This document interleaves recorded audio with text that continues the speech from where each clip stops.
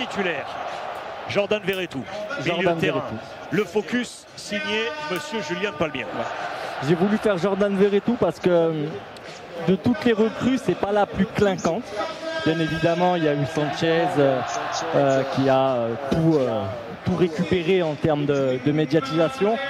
Mais pour moi, c'est vraiment une très bonne pioche de la part de Longoria. C'est un joueur qui, on n'a pas l'impression, mais qui a quand même déjà 200 matchs de Ligue 1. Qui a 200 matchs de Ligue 1, qui a 5 ans en Serie A.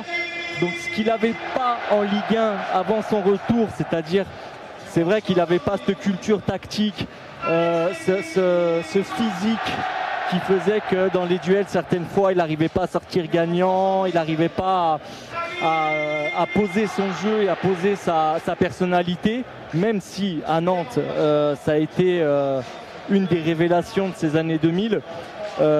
Il a acquis tout ça en Italie. Déjà en Angleterre, ça s'est pas super bien passé parce qu'avant l'Italie, il signait à Aston Villa et malheureusement, bon, voilà, on s'en rappelle pas super bien et ça a été un peu un échec. Mais après, il est parti à la Fiorentina où il a vraiment flambé. Il a vraiment flambé et après à la Rome où il a réussi à passer des caps. Donc c'est un style de joueur qui peut, je pense, et aujourd'hui c'est le capitaine, qui peut faire de l'ombre à Matteo Guendouzi par exemple, et en club et en équipe de France, parce que c'est un joueur qui va vers l'avant, qui statistiquement parlant, qui a toujours eu des très bonnes stats, que ce soit à Nantes, que ce soit en Italie. Il tourne autour de 6 buts, 6 passes décisives par saison, ce qui est pas rien pour un joueur à son poste. Donc pour moi, c'est la vraie recrue de l'Olympique de Marseille.